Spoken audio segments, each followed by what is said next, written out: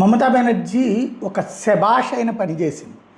ఏంటయ్యా అంటే తను లా కూడా చేసింది, అంటే రిజిస్టర్డ్ లాయర్గా కూడా ఉంది.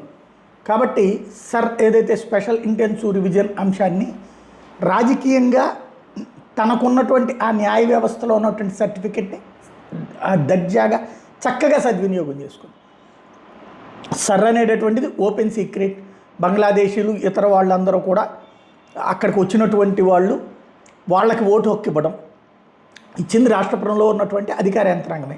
ఎన్నికల సంఘం అంటే ఢిల్లీ నుంచి వచ్చి అక్కడ పనిచేసేది ఏముండదు, రాష్ట్రానికి సంబంధించిన అధికారులే. అయితే దాంట్లో ఒక రూల్ని తీసుకురావడం ద్వారా ఎన్నికల సంఘం రిస్ట్రిక్ట్ చేసే ప్రయత్నం చేసింది. అందరికీ నోటీస్ ఇవ్వండి, ఆ నోటీస్కి వాళ్ళు ఆన్సర్ ఇవ్వాలని. దాదాపుగా 30-40 లక్షల మంది సమాధానం ఇవ్వలేదు. వాళ్ళు విదేశాల నుండి ఇక్కడికి వచ్చి వెళ్ళిపోయినటువంటి వాళ్ళు కానీ, లేకపోతే వాళ్ళు ఇస్తే దెబ్బతింటాం